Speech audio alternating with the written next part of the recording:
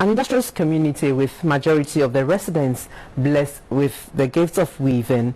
Earnings from this craft should ordinarily make them rich, but that hasn't happened yet. At Akpokope, young Kente weavers struggle to break even due to the absence of some basic structures and facilities in their town to provide the needed leg up.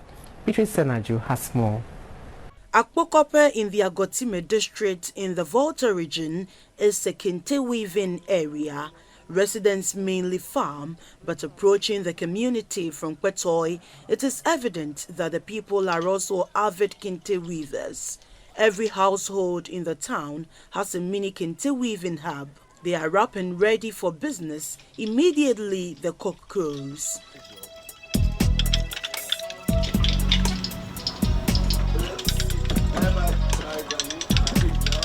The day's activities start by straightening their thread or yarn using 3 pieces of wood positioned at vantage points. Then they roll the yarn in a circular form before taking it to the loom to weave.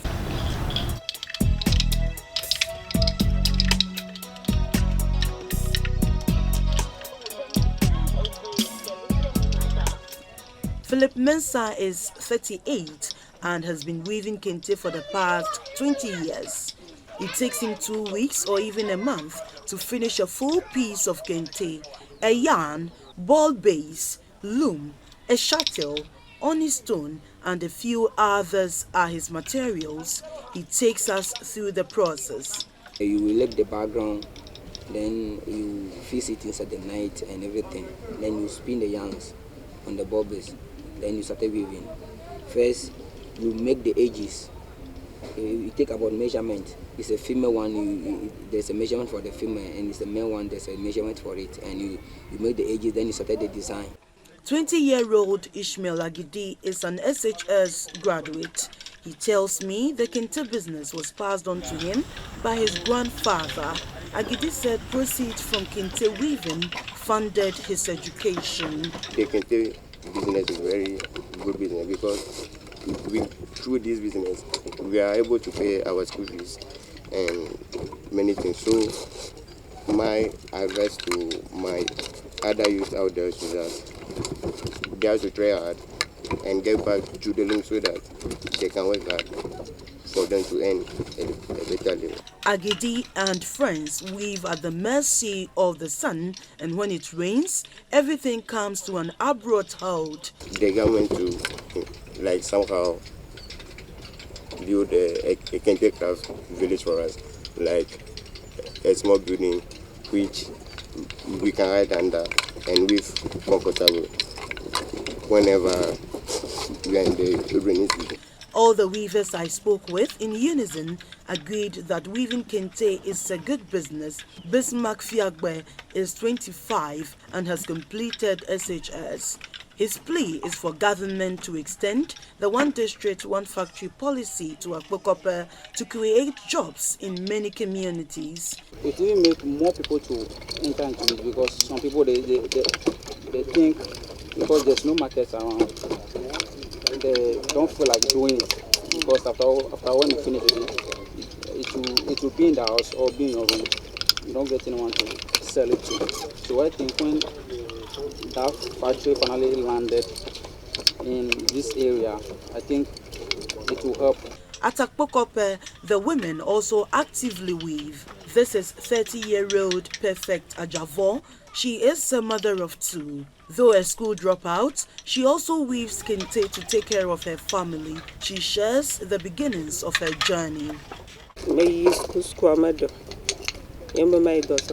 I am a school dropout, and there was no money for me to learn or enroll in a vocational school. So, I ended up learning how to weave. When we sit for long on the job weaving, we always have waist and back pains. All the weavers say it's depressing to go through all the work and not have buyers readily available. They also mention difficulty in getting capital to expand and the absence of an umbrella body to regulate pricing. We must have an already market over here, so that after you finish the crops, we don't have to export it to the other centers whereby they give us their own price. Whether they cheat us or not, we have to accept because we don't have any market around. If you go to store to buy it, it's in a high price. But we are the one doing it. We are not getting anything actually, like how the store people are getting. So at that side, you find a lot of difficulties.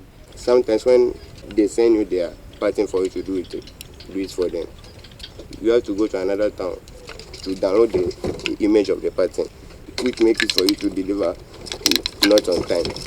So my appeal to the government, especially the telecommunication offices, that we are bringing them to come and set up their network over here so that we can have access to good network connections. The weavers have a word for the youth. They should stop complaining about the government, and the government is not giving them job and etc. We know the government cannot employ everybody in the country.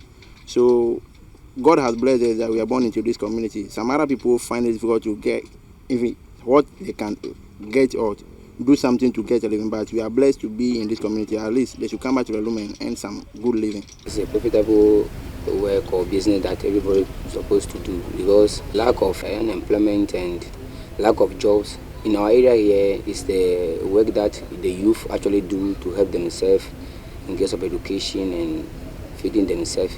For these weavers, this generational craft is a game changer if investors give it some consideration to help expand. If issues like the unavailability of network in the community is resolved, the people believe it will help boost their sales. They say the world, including Ghana, has moved into the digital space, and they also need connectivity to display their craft to the world. Beatrice, Senadju, GBC News, Akpokope.